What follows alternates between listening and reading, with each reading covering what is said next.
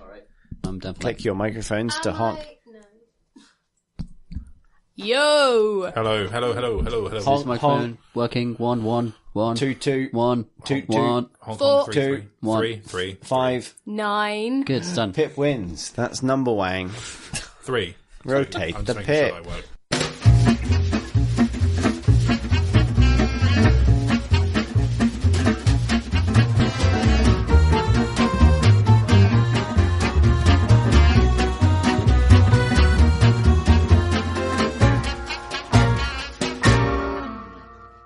Hello and welcome to episode 198 of The Crate and Crowbar. It is the 18th of July 2017. My name is Chris Thurston and tonight I'm joined by Tom Senior. Hello. And returning from ages ago, podcast special guest and editor of PC Gamer, Sam Roberts. Hello. Editor-in-chief. Editor-in-chief indeed. Only as of the 1st of August. But Okay, like, not yet then, Sam. No, I haven't changed my my Twitter bio, so you know, me and Phil Savage on PC Gamer, who's now becoming editor, we're going to coordinate it to do it on the same day. So thank you for joining us for this PC Gamer of 2014, 15 and 16 era. Wow, The memorial podcast. it's like 9 months ago again. Who Indeed. would have thought it? It's like I never left and then lured you to my house. Oh, thank you for having me. I really That's appreciate quite it. all right, and that's the most amazing response to that thing I just said. So thank you for joining us. We may be joined by Pip later for questions, which I thought I should mention because we've played it as a surprise enough times now that bit's getting old. She may join us later. She's a little bit busy. Tom Francis is in the Dordogne. Of course he is. And that leaves the three of us to discuss computer game news. Of which there is Of which there is none at all. Nothing is happening Yeah. in the world of video games. Basically, it's post E3. It's pre-Gamescom. Everybody's tired. Everyone's going to have a lie down for a month or two. It's not a traditional gift-giving period. Unless you're me. Hint, hint. It's my birthday. My Yes. birthday very soon. But not in a sort of broad commercial sense that might motivate the games industry to do something. But what they have done is announce some possibly significant personnel changes at BioWare. There's So that's what we're running with. Okay. no games news gets me hotter under the collar than ones that contain the word personnel. You It's know, like, what tiny thing will they pull out of the miasma of news to then talk Indeed. about for 20 minutes? How can Joe Donnelly's slow news day be our slow evening? The answer is Aaron Flynn is leaving BioWare, but Casey Hudson is going back. Good for them. Indeed. That's the end of the news section. Indeed. What have you been playing, everyone? Sam, what have you been playing? No, well, hang on. Back up a bit, Tom. Okay.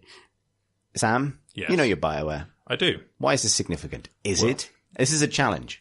Well, Casey Hudson oversaw the original Mass Effect trilogy, right? And then he worked on KOTOR as well, I believe. Like Yes. he was at BioWare for a very long time.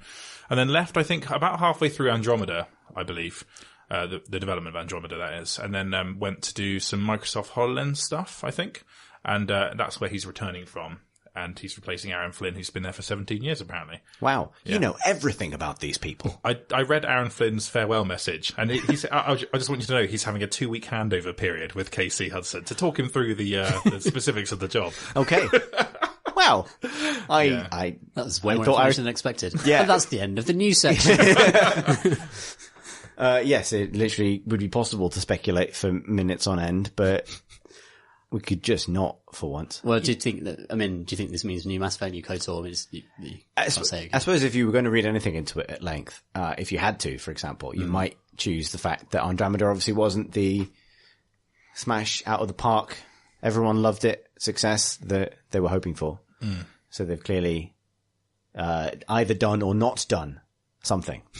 That's my take. Yes. Sam? I agree with your non-committal answer, Chris. I struggle to believe it's really indicative of anything other than they probably need someone to steer Anthem because it looked in a pretty early state from that E3 reveal that seemed more to me like a vertical slice than an actual like demo of what the game plays like. Like, yeah, I think that game is far off, years away. And, yeah. Apart from the fact that it's apparently definitely coming out end of next year. No way. I don't believe that at all. I mean, didn't Andromeda itself suffer significant delays? I think it did. But yeah, I mean, like, if you're going to get some expertise back, then why not have someone who steered, BioWare's biggest hit ever, which I think Mass Effect was. And, yeah, someone who creatively steered those games into Critically acclaimed heists. God, this is my analysis of the news. Shall we move on to what we've been playing? Sorry, this isn't my podcast. No, I like to make sure at least 2 people have given up on a bit before we really move on. Tom, obviously, he folded early, but you played it. I appreciate that. I like BioWare. I like BioWare. Yeah, I'm still all in on BioWare, and I hope Anthem goes well. And Me too. I wish them both the best. Yeah. I can tell because you're apparently following Aaron Flynn. I literally do on the Twitter platform. Yeah. That's a great way out of that. Yeah, absolutely. And so with that, I have run out of things to say on that particular news piece. Perfect. There is, as far as we can tell, no other news. So what's everybody been playing? Sam, why don't you go first? Okay, so I've been playing the Sexy Brutale, which I don't know if you've talked about on the podcast before. We have not. Pip's played it, according to my Steam data. This is basically a puzzle game from the some former Lionhead people. And it's essentially has a time rewind system where the day times out, a Groundhog Day style system, I guess, where the day times out and you have to solve the murders of these party guests in that time. The whole setting is like a masked ball style party in this mansion. And you, one by one have to save the guests essentially. So if I give an example, this in the tutorial, I don't want to give any more specifics because obviously that's kind of the game, is figuring out exactly how to solve these. But, you see the sequence of events the first time and you can look through doors to see which characters are moving where.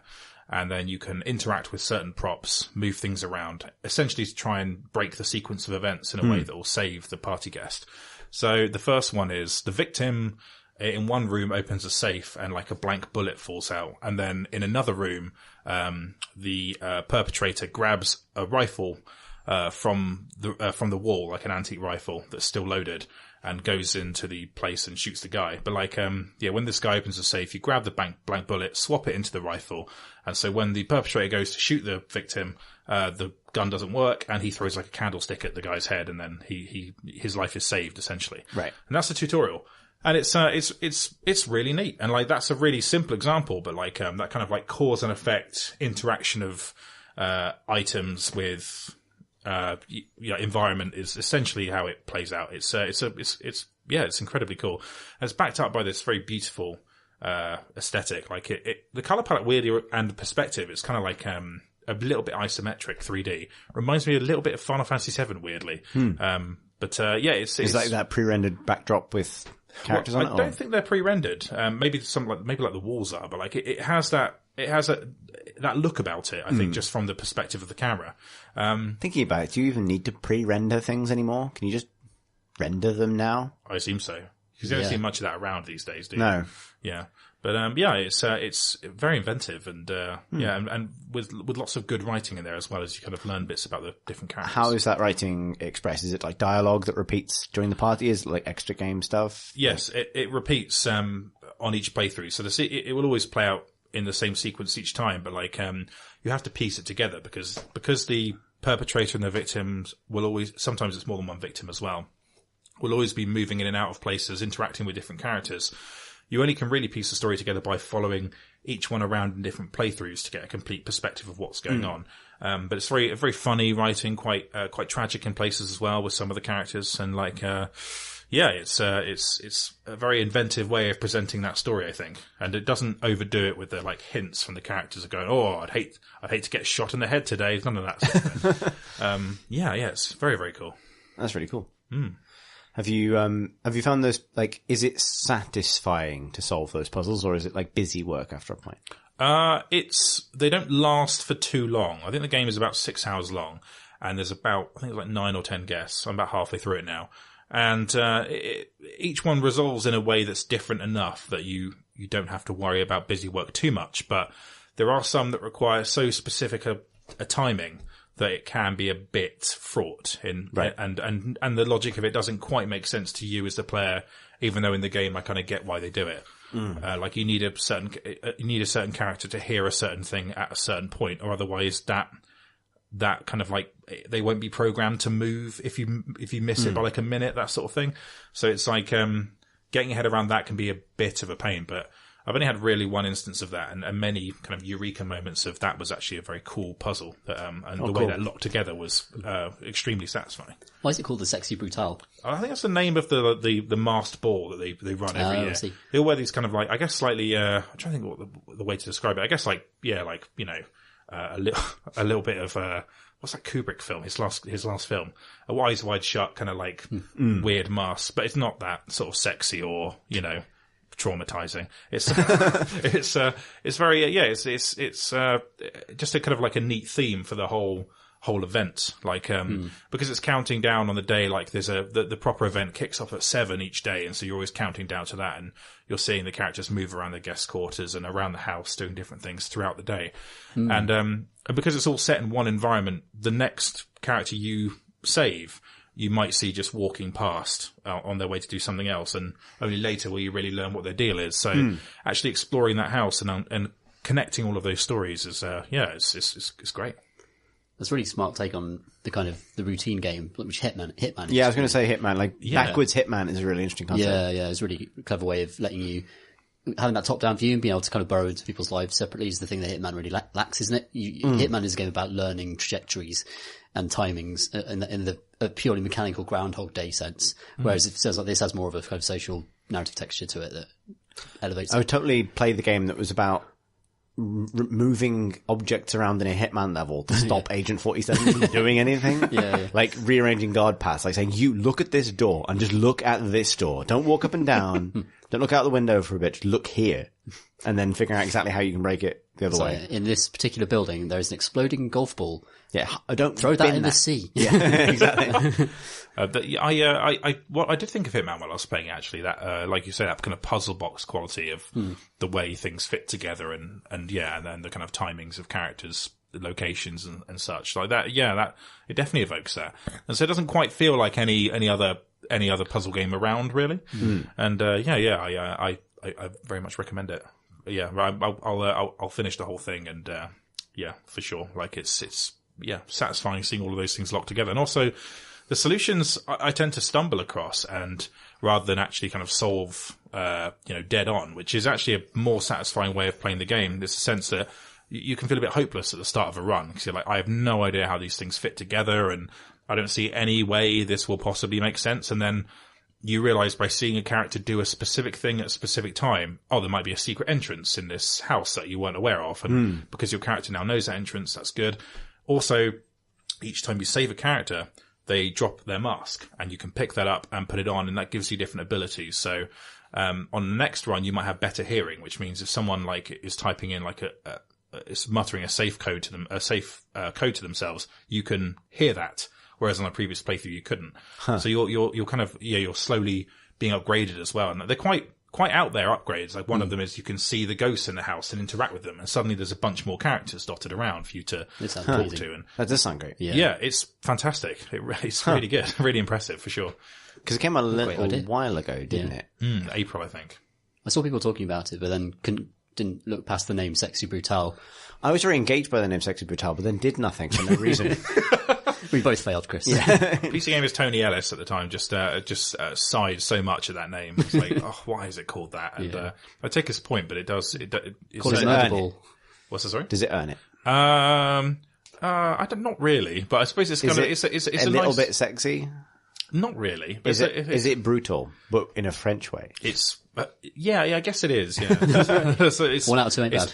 Yeah, it's brutal in ornate environments with nice costumes. So yes, I'm in. Yeah, very good, very good. Excellent. Wow, that sounds rad. What have you been up to, Tom? I've actually been playing GTA Online with Sam. Because this weekend we finished the final heist, and an adventure that took us 2 grueling years. I never finished that adventure. We lost friends along the way. Yeah, God, I like... Christ, we all got the same heist tattoos and everything, and I haven't...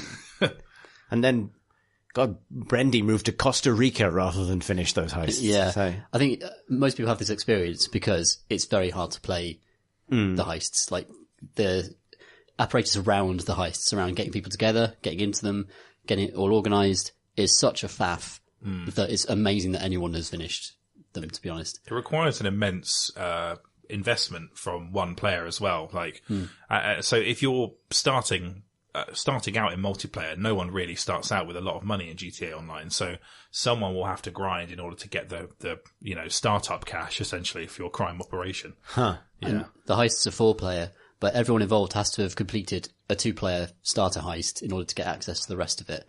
But you only get the bonus for doing all of the missions if you complete it with the person you originally completed it with. A completely arbitrary and stupid rule that makes it even harder to keep a crew together and to make sure everyone's rewarded in a way that feels reasonable and fair. Yeah, and because it's a Rockstar game as well, it's badly checkpointed throughout. Yeah. So I remember that bit. I did the first 2, I think, and there's a lot of that. Yeah. There's a lot of classic, just terrible Rockstar mission design. Just like really basic stuff like checkpointing after cutscenes so you don't have to watch the same inane dialogue over and over and over again. Just incredibly long drives between locations that just pad it out and are boring. Like, it's more fun with friends. But when you're playing with friends, you lose the experiential side of GTA where, when you're playing it single player, driving from point A to point B is a really atmospheric experience because the world is so beautifully made that you can just sort of wallow in it and experience it and put something on the radio and enjoy how beautifully made it is. In GTA Online, because you're playing with friends, it's almost like you just can't get that experience from it because it's just a fun kind of ride-along experience. So those long drives become really, really arduous, especially when you have to repeat them over and over again. So yeah, there's just loads of basic stuff in it that's flawed. When it's great, it's incredible though. Like it's apparently it sounds like they're an absolute nightmare to design. But when you're actually executing the heists, the feeling, you do feel like you're in a crime movie. They've really nailed the fantasy of that, of someone having their job and doing it well and telling everyone else on comms that they've locked it down, and Sam riding along on a bike and rocketing a helicopter out of the air, and everyone sees it and goes, whoa, that's awesome. Like proper moments of heroism that are really, really strong. Yeah, it definitely provides that, and then but for some reason it goes out of its way to make you work for them. Like I think the infrastructure for GTA Online is terrible. Like trying to get into the same server is arduous all the time, and I found myself getting booted like once an hour no matter what from the multiplayer games. I don't know why that was. That doesn't happen to me in any other multiplayer game.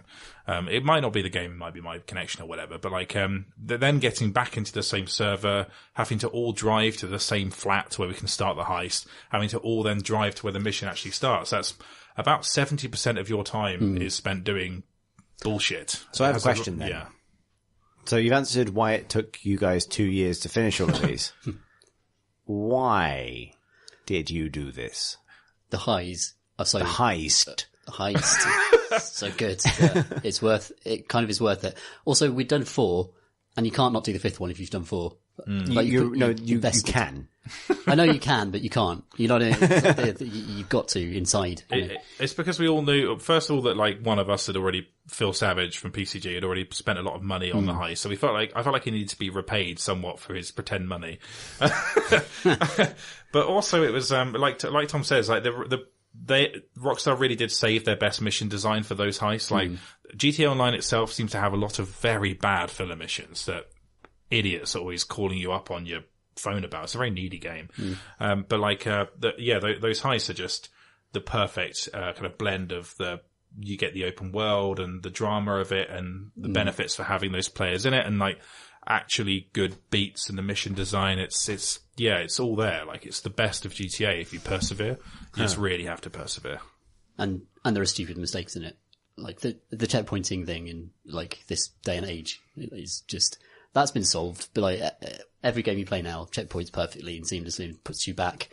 It knows it's not going to throw you back to the start of the drive, you know. I can't see any technical constraints or a reason why they wouldn't checkpoint it better. It just requires a bit more common sense almost. It's hard to say. Things like when I was kicked off of the server as well, the game made us do like the last heist, which is in a bank. We had to do the whole thing again, that mission again, and that took a long time. And there's no real reason to make the player redo it if they've already proven they can actually raid the bank, get the money, get out, shoot all the cops, then get onto some motorcycles, and then all they have to do is escape. In mission, it will checkpoint you to the bikes, but if you go back in after it's kicked you out, you have to do the whole thing again. Like, it has such a lack of respect for your spare time, and I resent that about it, and it might have actually burned me out on going back to it at all after that. But I was pleased to get it done. A lot of there are difficulty spikes as well, where it's pretty much pure chance, where everyone has to take a bike and they have to drive to a certain location. And whether you run into police, get shot, get killed, it's like not really under the player's control at all. Like you could get stuck on a rock, as happened in one of our missions, where we were driving a mission critical pickup truck to back to a garage somewhere, went slightly off road and then stopped moving. And it was like a Half-Life 2 physics puzzle, like a seesaw, a gentle seesawing motion. It was trapped on a tiny rock, and the couldn't shittest remake of the Italian Job. Yeah, there is no one in danger. No one has any good ideas about how to solve it, because you can't grenade it. It's a mission critical pickup truck. So you just have to. There's a moment where you just think, it's just dead. It's gone. Like all that time is wasted. Did it just set on fire or something? And then it just, could you not have gotten another car and pushed it off? I think it caught fire because by the game logic, it was permanently taking damage, grinding up against this object, and eventually just caught fire and then exploded. I mean, that is just hopeless, isn't it? I mean, these things are going to happen in open world games sometimes, but there are so many instances of that type of jankiness in GTA Online. It comes down to like how much of your time is at stake when something like that happens. Exactly. If it's like So 30 seconds of your time, you're like, way! And if it's not, you're like, not like that. Well, the language we used after we finished it was very much in the realm of thank fuck that's over. Like it really felt like a thing we lived through, you know? So, like, from a design point of view, my thought about this is that, like, I remember because I've done the first 2 or 3 heists. I can't remember exactly how many I did. Each of them felt like a bit of an ordeal of restarts and trying to do it again. And by the time we finished all of them, I did feel that bond. Like I did enjoy playing it with that group. It's just that it didn't keep it up because keeping 4 or 5 people interested and going back to the same game with contrary life schedules is hard. But we were all getting like in-game tattoos on our characters to commemorate each heist success. But I'm not sure that any of it would have meant more had we just gotten them all right first time. Like, I don't know what role failure plays in that really, because it is about the moments where you feel successful.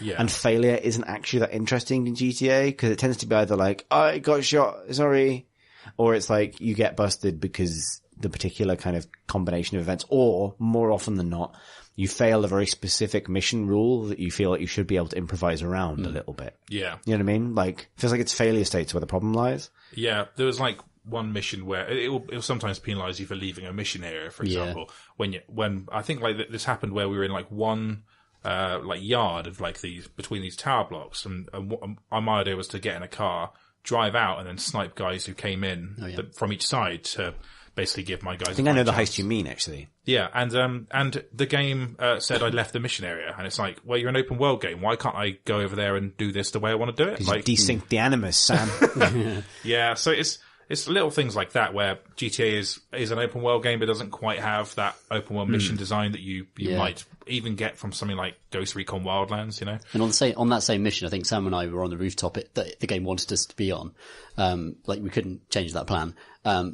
And we flawlessly executed most of, the police force, the LA police force. But then I think Sam took loads of damage falling off a ladder because the controls for getting down a ladder are just, I can hit and miss. Like you're better off walking into gunfire than taking on a ladder in GTA Online because you never know what will happen. Yeah, and like the thing is that now we're out of the heist. Is that thing of like, what now? And GTA is really a racket for buying more vehicles and like toys essentially. And like there's not much in the way of interesting stuff to do in the kind of open world sort of like missions you can just pick up on a kind of one-off and do. And like, Phil bought a military base, which is quite cool, but like, I don't really know what the end game of that is. No. There doesn't seem to be much to do there. I started a motorcycle gang called Biker Grove that has just me in it. And that is the most Sam Roberts sentence I have ever heard. And it's kind of like, I think Phil's kind of like the way Phil turned with this was like, I'm playing a virtual midlife crisis where I have my own biker gang by myself with an expensive bike. And you can imagine in your head that the characters like wife and kids have just, taken off. And I'm like, well, I'm going to sell the house and I'm going to buy a 2-story motorcycle bar where there's a barmaid there. I'm going to pay for all of that. And then like a year later, you're caught saying, Sandra, please bring the kids back. Like I've learned my lesson. I feel like I'm on that trajectory. This amazing end game for GTA Online. Middle class Malays. Yeah, exactly. Middle-aged Malays, yeah. It's really embarrassing because you get these little pictures in your biker gang of like who's doing what. And, like I've got like 4 pictures of my enforcer, no one, but then there's me at the top, president, and no one else there in this empty biker bar. But that's quite a cool thing to do if you can actually get friends and you can all go like around in formation and stuff. But again, I don't know what the end game is. It's just endless icons and bellends calling you on the phone, asking you to do stuff. Like, I'm not sure it's that great an online experience, even though the world is obviously amazing. Yeah. It does kind of give me a glimmer of hope for Red Dead Redemption 2 online or whatever that version it becomes. Because like, if they can isolate the feeling of riding around with your mates in formation, doing cool stuff without wasting your time, then best game ever. Yeah, it feels like there's a sort of GTA Online's in a weird place where it's sort of an unexpected success. So it's expanded exponentially in terms of cosmetic stuff. It is a deep, deep grind, which people find appealing.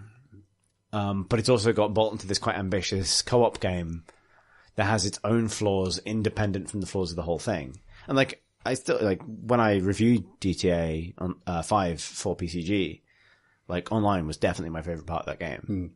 Because it felt like you could do all of the fun things and not deal with the story or the characters from the single player that I found so off-putting. But yeah, it's interesting why something that was such a phenomenal world and so much invested in it doesn't quite seem to be as good as it could be, and like every different individual thing that it's trying to do, if that makes sense. Like, yeah, it's not really the best at anything apart from the world, I would say. Yeah. And maybe just like co-op mission design, like it does have its moments. Like there's lots to criticize about it, and lots that does just waste your time. But like sending a couple of people into a prison with guns and them having to clear it out to allow a couple of other mates who are on comms with you to come in, that type of co-op activity is really exciting and a bit underexplored actually. Like a whole game of that would be amazing. Yeah, totally. Or even like Tom, were you there when we did that mission where we had to steal the tank from the military fort, and about 20 helicopters and other tanks chased us down the highway as we were driving away. That was, well, I mean, we didn't succeed at that, but just the excitement of all as a group running in there and taking this stuff and like getting out of there as a group is so exciting. And like, I mean, there's no other game that can do that because it's Rockstar's world and that is the appeal of it, doing it in that world. And there's a bit where we were coming back from like separate parts of the same job that had to be completed simultaneously. We were converging on the airplane on the airstrip. But the police were coming in at the same time, and there was this amazing frantic dash to all get on the plane. And I think Sam were you in a helicopter? Yes. And I know that mission. An incredible moment where we'd taken off the plane, taking fire from police choppers and from other gunfire.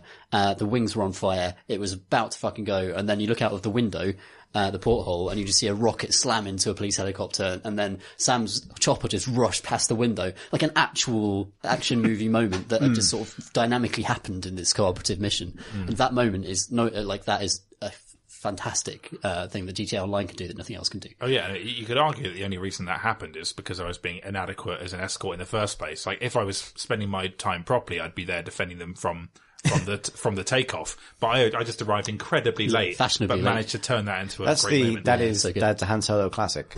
Right? Don't volunteer to take part in the Battle of Yavin. Just show up at the end and get a medal. Oh, everyone else is dead, but you know. Yeah, exactly. I got my silver. There's that terrifying feeling where like you have to, once that's done, you have to go to like a cove and parachute out and then land on the same beach. And like that was immediately incredibly janky for some reason, like the place where you had to land and be, the fact and the fear that if one of us had failed to open their parachute or something and died, we might have to do like the second half of the thing again. Yes, which did happen in the last heist where you have to drive a motorbike. This is a bit of a spoiler, I guess, but drive a motorbike off Mount Chiliad, and then activate your parachute. And in my case, I jumped off the motorbike, which then collided into a cliff, and just the second I pulled my parachute, it exploded against the cliff, and the chassis bounced off, hit my character in the head, and then I fell to my death. We had to repeat the whole Yes, the entire mission. Yeah, and then I think I was kicked from the server and we had to do the whole thing again. Yeah, it was good times. So it's light and dark, isn't it? The weird thing I found about that whole mode is that, like, because I remember the mission talking about with the plane and the helicopter player at the end. When we did that, and it took us fucking ages, I was the plane guy, and my only job for that entire hour each run, or whatever, however long it took, was to drive in the opposite direction to everyone else at the start. Everyone else went off to steal a bus and invade a thing or do something like that. I had to go to the airport, get a plane, take off, fly, wait, land, pick them up, take off again, fly them to the drop-off point, drop them off, and abandon the plane. And I did all of those things so many times. There was almost like, there is a kind of pleasure in just being the wing, like literally in that case, the wing guy, right? Like, I'm the flying man and I will pick you up and fly off again. Yeah, I know what you mean. But there was that weird sort of like, what am I actually doing with my time thing? Where everyone else is playing a shooter or playing a car combat game or something for a little bit, and I'm just doing this. Yeah. And there's a weird lack of, because you don't have very much perspective. This affects some of the missions more than others, but because you don't have very much perspective on what other people are doing and how difficult it is for them. And because when someone fucks up somewhere else in the mission, that's it over for all of you. There's this weird sense of like having to explain to your friends, like, oh, my half of this is slightly more difficult, so sorry. Yes, we had that. Like, I stole the same prison bus about 7 times. Phil Savage started to experience genuine despair at having to take the same bus route over and over and over again, like it's some sort of punishment, you know, for trying to play a video game. Yeah. So the highs were just about worth it, basically. Yeah. Probably only just, maybe, in hindsight. So I guess my argument would be that, like, thinking about this from a different perspective, it feels like the ideal, or at least you should have the option of picking the difficulty level, understanding GM. Because, like, if you play a pen and paper game, which is often about groups of people sort of performing elaborate, almost often heist-style things, I think heists actually make very good touchstones for pen and paper games master kind of work, but also RPG design, because often like a dungeon run is more interesting if it's thought of as a heist, you know, with lots of different traps and puzzles and things to overcome, rather than as a purely a combat encounter or something like that.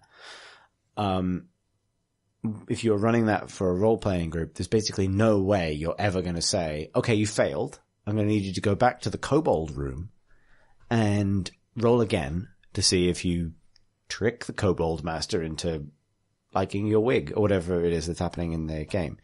Like, you always fudge things. You always just say like, yeah, you got away with that. And I'd be interested to play the version of GTA Online's heists with the GM, quote unquote. Like, I know it'd be difficult to implement, but that goes like, yeah, you basically did that. You know what I mean? Like, it feels like that would be the ideal way of experiencing it, where you get all those amazing rescues and moments and tension and things, but there's a safety net that prevents you from ever having to repeat anything. And obviously it'd all be over in an evening. But would that not potentially be desirable? Yeah, it would be, because I mean, I think this is quite a popular game amongst teenagers. Like, my little brother plays it. He's 18 now, but you know, he was until recently more of a teenager. Yes, exactly. It's time, yeah. So I know a few people whose kids play this game, and I can see why they like it for sure.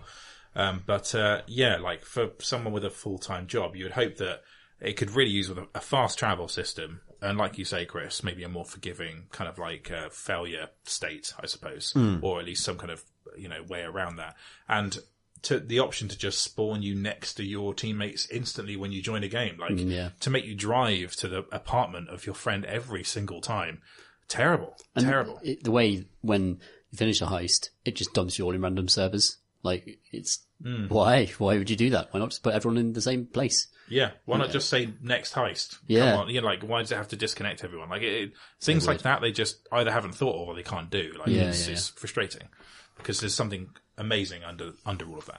It feels like there's a bigger point here about games using your time respectfully or not. We talked about this a little bit earlier, but it feels like very much taps into that. Like, we've all found ourselves with less time to spend. Frankly, I'm amazed you got through all of these heists. It actually took 2 years. That's the thing. It's like, what, 5 mission strands? Yeah. Yeah. But nonetheless, right? Like, would you now commit to the start of that process again? No way. I might do like one of them. Thing is, you need 3 friends, and I don't want to do it with a rando Calrissian. I apologise. That's good. I like it. But I have no desire to the organisation it took to the messages on Twitter and emails, the coordination doesn't make it worth it. I don't think, not for the experience you get back. And certainly now I feel like I've seen all of its tricks as well. And I do want to explore some of these other strands, like my pathetic biker bar and Phil's military base, to see what kind of interesting mission types that might throw up. That's a better use of our time, and you can kind of just do a one-off and then carry on, which is desirable. The thing is, Destiny has happened since GTA 5 came out, and that's the ultimate. Has it? Yeah, 2013 was GTA 5 on PC. On PC, that was early 2015. Yeah, so that came after. Sorry, I feel like I was having a kind of moment there. Yeah, so when they actually made the stuff, the standards were different, I think. So Destiny realizes that, okay, the reason why it's good for a mission to be 12 minutes long is because you just drop in, you play it, and that respects your time. There are gradations of investment. You can go up to the raids, which take hours, if you want to, but there's always something that will occupy your time, and it's absolutely beautifully easy to get into parties together and to get into chat together and just do it. And that's the reason why, Phil Savage and I and you, Chris, have just played so much Destiny, is because it respects your time in that way. It gives you the tools to have the experience as fast as possible and then drop it whenever you want. Yeah, absolutely. Pretty much. And it feels like I used to genuinely see the benefit, maybe to spiral something to a bit of a tangent, but I used to genuinely see the benefit of travel time in MMOs and things like that. Destiny obviously gives you a sense that you're moving from place to place, but that's because the loading screens are spaceships. Yeah.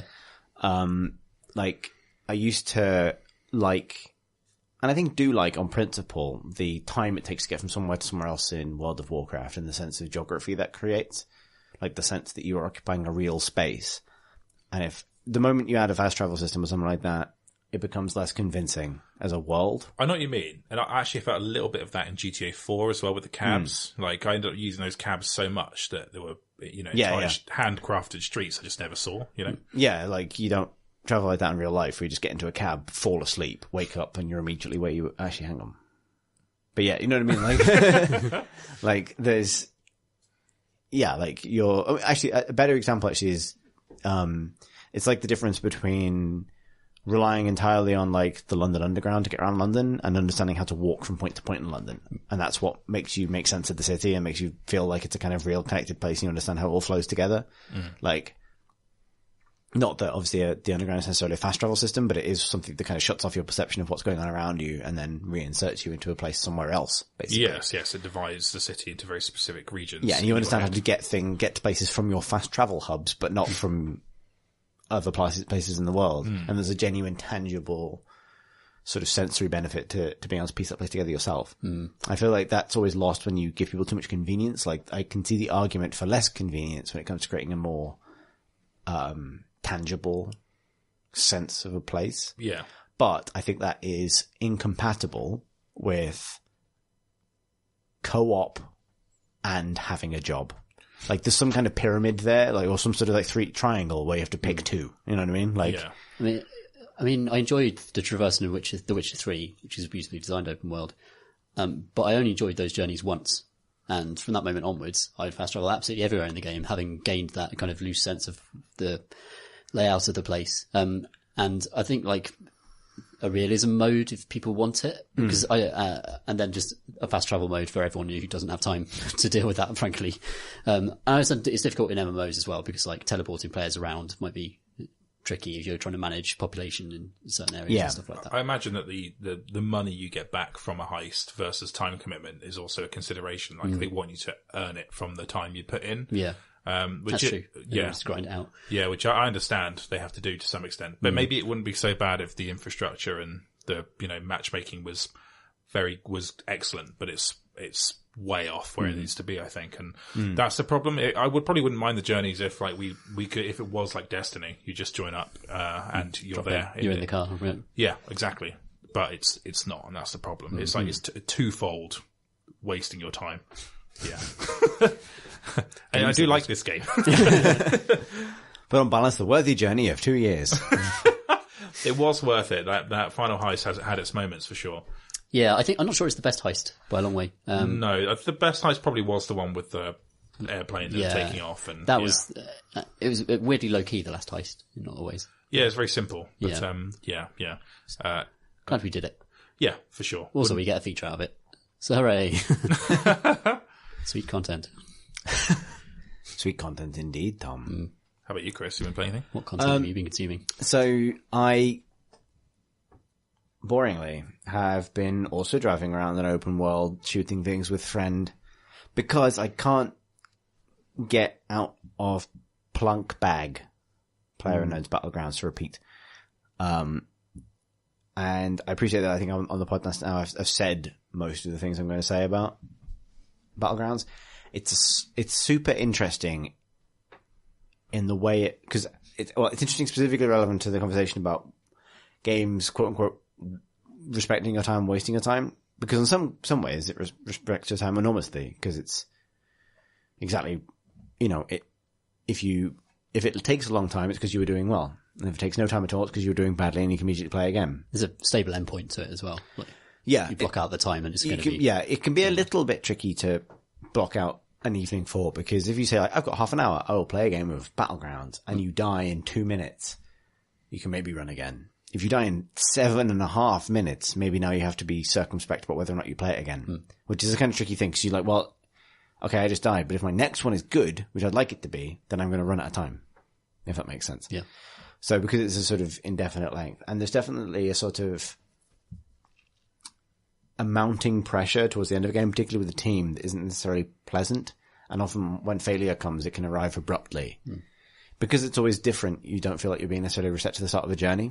And I think that's what makes it compelling over a sufficient amount of time, a sufficiently long amount of time.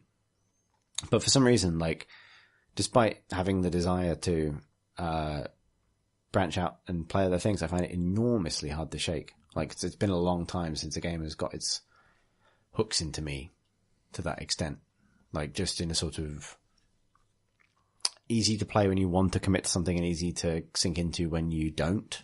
That's a really rare combination of things, which is, super cool that it's hit that. But yeah, otherwise I've sunk more time into Zombie Night Terror, which I still very much like and would recommend. But I appreciate that both of those are games that have been spoken about on the podcast multiple times before. I appreciate that we're also, seems like we're entering a bit of a quiet period to some extent. We're not sort of looking down the barrel of any really big new things until we get into August, and XCOM expansions on the horizon, right? There's stuff coming, but it feels like we're in a sort of a lull, where the best thing to do is to run around in little Eastern European houses complaining that it's just full of gloves again. And all you want is a 4X scope. I guess the next big-ish thing would be Pyre from Supergiant, is it? The from the makers of Transistor and Bastion. Yeah, that's exciting. Yeah, a new game from them.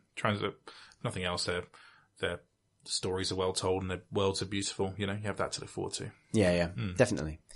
And yeah, I'm really chuffed that Plunk Bag is the phenomenon it is, because I think it's the first game like that one of the first games like that to really, really earn it and make good on all of its different promises.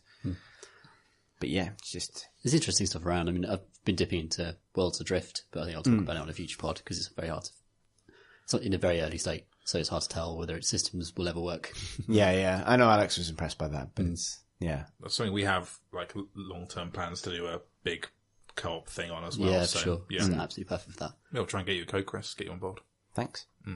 That'd be good. Yeah. Shall we do questions from questions? Pip's here. Yes. We decided to stop pretending that's a surprise. Yeah, I mean, because I came in and had my dinner and had a chat, and I don't think it would be fair to pretend that I surprised you all. No, it's a ruse, and we're done with it. We have nothing to replace it with, though, so let's move on to questions. First question. I put the questions too far behind me, so I have to look too far to see them. Please excuse me a moment. I've accidentally maximized the window. This is going well. Enormous and unreal. So here's an interesting... This is like when you accidentally put the thing on iPlayer or whatever, when it tells you, it does the audio described version, so you can hear all of the things, but then it starts reading you things that are happening, and then you're confused, because usually they do it with the voice of the person who's actually in the show as well. So I was very confused when that first happens. Also, it's Netflix, not iPlayer, and it happened with that thing about those people. About the sex thing with the people. First grudge of the night. Thanks for covering for me while I fixed this, Pip, although I admit I spent the first 30 seconds of that staring at you, wondering where this was going. That one with the sex people. Gypsy? No. Game of Thrones. Handmaid's Tale. The 3 sex people. Oh, right. The polyamory people. That's a new children's show from the TV. Yeah, exactly. You, me, her, or something. Oh, right, yeah. That Okay. one. Right, okay, right. Yeah, because I accidentally, I was just listening to it while I worked, and then I realised that I'd accidentally switched on audio described, but it was one of the characters from the show also describing what was going on. So I thought that they were doing a concept diary kind of format. Oh, wow. So And I was like, oh, I breaking don't the like, form. yeah, like I'm not sure about this as like a new direction for the show. But it was when she started reading out the credits at the end of the episode that I thought, I think I know what I've done here. Can you cut this out? Absolutely not. So that answers a question question. that no one asked. Zero. That's good. I think patient 0. Questions from the void. Our first question comes from Duncan. I can see his writing now while also having my face near a microphone, something that wasn't possible before Pip started talking, buying me the time I needed. Thanks. In many ways, she's the hero this podcast deserved. 3 years have passed since then. Indeed.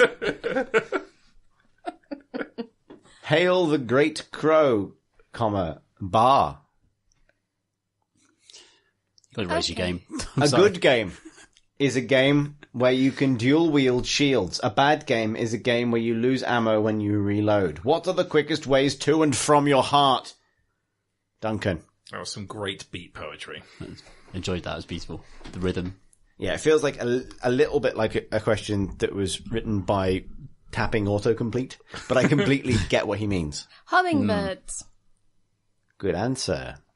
If you are answering this question and not just saying the word hummingbirds. Is this still? Are we still on the Netflix audio description thing? No, because we don't get hummingbirds in the UK. Everyone in America is always surprised when I explain that to them. And then they're like, but what do you do for hummingbirds? And I was like, well, we don't, because we don't have them. Anyway, so if there is like an actual hummingbird in a game, that is a plus point, I would say. And then if it is a game about E.G. through, I will be angry. I think the answer to the question is the aorta, but this is GCSE biology failing me. So the aorta and the vena cava. Vena cava. There you One go. or the other. Waka, You got a choice. I don't understand the question, so what I know No, what it's, I'm supposed to do. it's a decent question. It's not just like a beat poem. It's what specific things will Thrill you.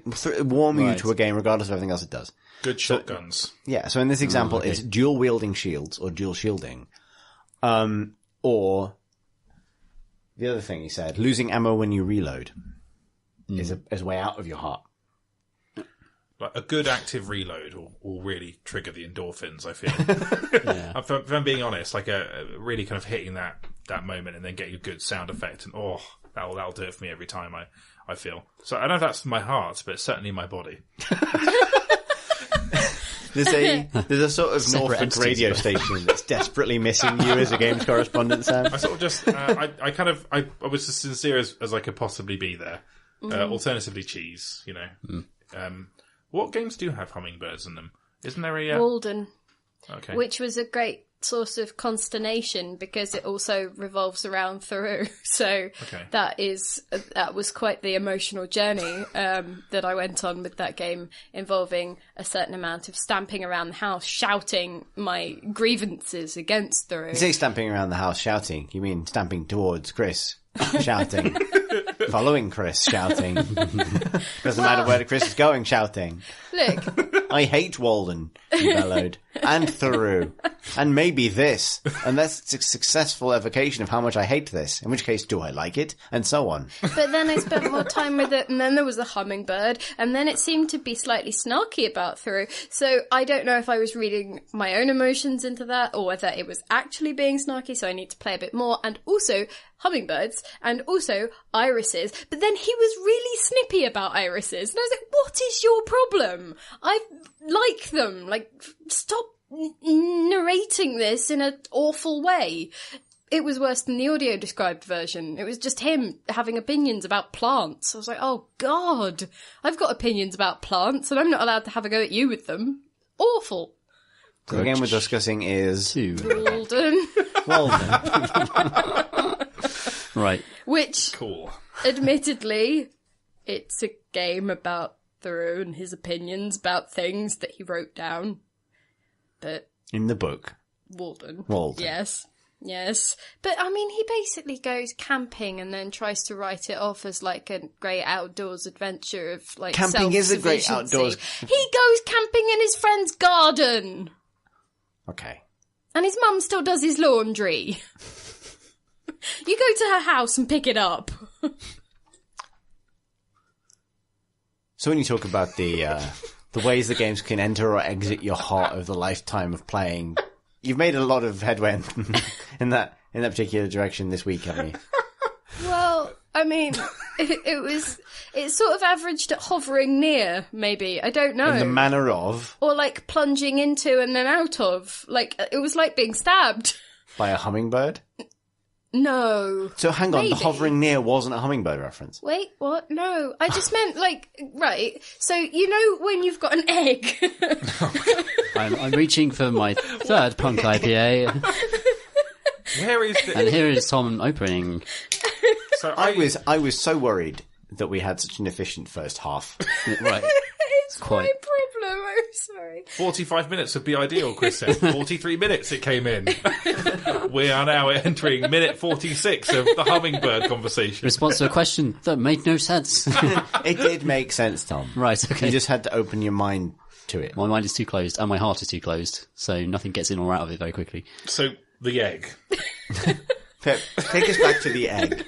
We're in a bit of a season 3 Twin Peaks kind of place with this question now, There's a aren't we? thing that you can do with an egg in water and possibly oil or maybe salt, where you have... Tell him it's gone off. You've broken Sam. So, it will... in one situation it floats, It's and a in witch. one situation it sinks, Right. and you somehow mix them together or layer them or something. I can't remember the specifics. I'll look them up later if anyone cares. But you do it in such a way that the egg seems to hover in the middle of the water, in the middle of the fluid. It's like suspended. And that was the point that I was getting at with the hovering, because it's like the idea was a thing would enter your heart or exit your heart. But this is kind of like hovering on the periphery of the heart, because it's like it's being pulled in two different directions. It's like, isn't that scene in Blade Runner when he reaches in and grabs it in boiling water? Are you Dennis Hopper in Apocalypse Now? Right, because of all of my egg research, I have never watched Blade Runner. You need I to see know- this scene, Pip, because I know that people do a lot of crying on Orion, and something about shoulders, and there's a gate. Crying on the shoulders of Orion, your understanding friend. What a good pal. everyone He's loves always Ryan. there for you. There's lasers, Not the Ryan, the- any Ryan will do. Tannhauser Gate, Sennheiser Gate. Sennheiser Gate. Sennheiser Gate. No, but there's a gate, right? CBB's on fire. There's a laser and a gate, right? Yes, Is yeah. there not? Yeah. Around there, yeah. How There's have we... rain! It's raining! There are 10 houses in the gate, and then something happens. Right, The there's Hauser something- brothers like, are at no, your gate. No, Orion thinks it's crying, but it's really raining, or something.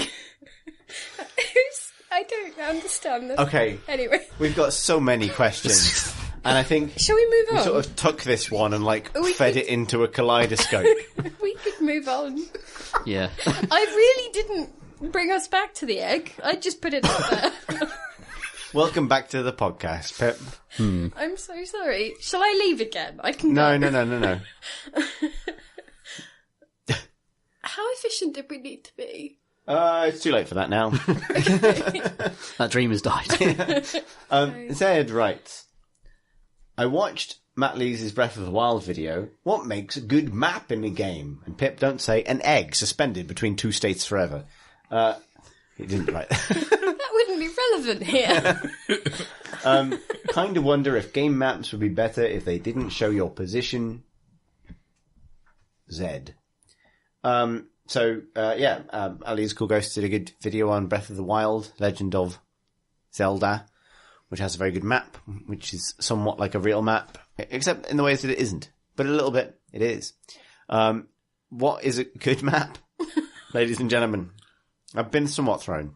There's the latest update to The Long Dark added some nice map functionality, because previously I think you couldn't actually map out where you'd been, but now you can take charcoal out of fires that you've lit and used, and if you're holding it and you are on a particular point of land, you can then press the button to map out what you can see around you, so it generates a local map on a piece of paper, and it starts to piece them together depending on where you then choose to start surveying from, which is kind of cool. I like that. Cool. Guild Wars 2 has an astonishing map. Lovely. Really beautifully kind of painted. There's a whole kind of painterly aesthetic to the game that exists in its kind of character class art, and it's drawn directly from its incredible concept art, and that makes it through to that world map, which is both incredibly clear and incredibly beautiful at the same time. Am I right in thinking that Don't Starve has a map where it will show you like which animal is in which region? So it kind of encourages you to go there if you're looking for a specific creature. I'm pretty certain it does. Huh. That's a cool thing. Like a thing that provokes you to go exploring that is, that would otherwise be a device of a map, maybe if you're looking for a specific Yeah, thing. the Far Cry games have taken that on board as well, and they have a little picture of a bison if you need to take its skin and turn it into a bag or something. Handy. Video games. But a good zoom function as well. Like, the map in Deadly Premonition doesn't let you zoom out nearly far enough, so you're basically just constantly moving around trying to find where the hell you're going. And I don't see why they couldn't do that, other than it was some kind of like everything in that game has to be at least partially shit to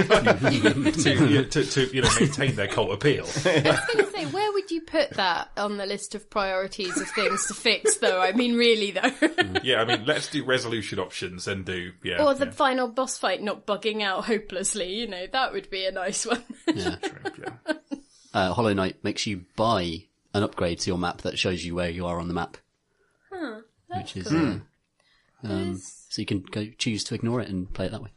There was a cool indie game which was just a free thing on itch.io where you have like a little island that you're on. It's tiny and you can just walk around it, but it then has a tool where you can bring up a map and then just draw out where you've come from. And so we did like a little competitive map drawing competition at RPS, and just me, Brendan and Alice just walked around the island and tried to do our own little representation of it, and that was quite cool because people would try and do things differently or sort of see things differently, and that was nice. So I like that. Firewatch has got a nice little map, chunky map. It does quite a good job of masking the fact that game is a lot of corridors by showing you giving you the context of the world that they couldn't realistically have done given the timescale and the budget of that game. Quite effective. Bit of sort of smoke and mirrors. There's a game called O. I think it's called O. It's something O. I can't remember. And that's a game about the experience of orienteering, and so it just gives you different spaces to then navigate between the different flags and try and figure out where you are, and you've got a map that you can bring up and hold in front of you, and you've got like a compass and things like that. So that's more on the actual faithful mapping side of things, and then you're using that to figure out where you are rather than being shown. So that's really cool. Good maps. Next question comes from Scoo, who writes a short tweet question that he's trying to truncate into one word in a way that's hard to say. Thanks, Scoo. For Samuel, do you think Blitzball could be the next big esport only if given the chance? If only given the chance. Definitely not. No. Excellent. 100%. Shall I explain any more context there? That is a mini game from Final Fantasy X. But it's basically like underwater RPG football, but it's single player. So, I mean, And on that every basis, right-minded person hates it and thinks it's awful and gates progress in the game. I think that's a fair criticism, but I quite enjoy it. Good. Now fight. Can Triple Triad be the next esport though? If they introduce a multiplayer mode? That probably would work, actually. Yeah, I mean, I don't see why. I mean, I think a version of it already exists actually on mobile. There is actually like an online competitive version that fans made, I think, as well. Yes, but the answer is still no. Bim writes, Dear Diorite Coffer and Adamantine Pick, as a follow-up to recent questions on mobile and dip-in games, I've recently replaced a lot of my mobile gaming with the antithesis to modern, bright and bubbly mobile games, Dwarf Fortress. There's an app that lets you hook it up on a server and play remotely on iPhone/iPad. It's a really comfortable way to play the game. Now, rather than looking after a carp pond or helping children adventure across the land through the medium of Match 3 cake, I'm overseeing a fort of alcoholic dwarves in their attempts to carve out a nice mountain home while holding off swarms of Kia and Crundles. It's fitted nicely into that blissful productivity loop that I enjoyed about mobile games, but without the hard stop of monetization barriers or clicker timeouts. I wasn't expecting Dwarf Fortress to work on mobile. It's still got a steep learning curve and an interesting UI, but it's been nice to dip in to check on my dwarves and what the hell they're doing this time on the train home from work. So, question, are there any other games you'd like to be able to play on mobile? Are there any other games that you'd like to be able to play on mobile that were never intended for it? Dwarfishly yours, Bim. So there are plenty, I think, but like a lot of kind of recent sort of visual novel games that are on like PS Vita, for example, and PC, but not necessarily mobile. The likes of Danganronpa and such. Yeah. Or what was Christine Love's last game? Not Hatterful. In a Bind. Yeah, Lady Killer in a Lady Bind. Killer in a Bind. Yes. Yeah. I don't think that's on mobile. Well, I might be wrong, but like think something like that would be lovely to have on mobile. Yeah, there's this is a good point about Dwarf Fortress though. It's a kind of cool thing that works because I'd love to see more kind of dedicated building and managing a thing games on mobile without the microtransaction structure that admittedly they fit very naturally into. But, you know, honestly, paying 15 quid or whatever for a version of like Dungeon Keeper or something like that with none of those trappings would be ace. Like how you can get the Infinity Engine enhanced editions on iPad and stuff. That's kind of perfect for that. That's tends to be how I play mobile games, is on an iPad actually. So it's cool seeing that kind of game make the journey over. I think it's one of the Total War games you can play. There is Rome.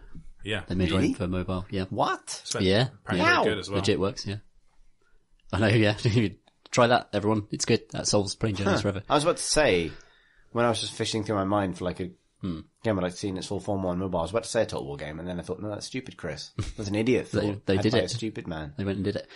My God. I love the idea of a mobile game being like a fishbowl that you kind of revisit, which is what's described here. And that idea that it's almost like a social simulation. Like you could make a version of The Sims where your Sims were like really autonomous. You just kind of went back in to see what was happening. Like kind of ongoing Love Island Kind of situation. return to the concept of a virtual pet there. Yeah. Like that's all a Tamagotchi is. I think Or Big Brother. Yeah, somewhere between Tamagotchi and Big Brother.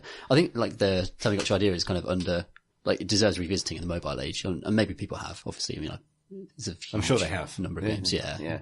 But particularly with like from a social angle, like actually making a game about people and what they get up to, like that would be kind of cool.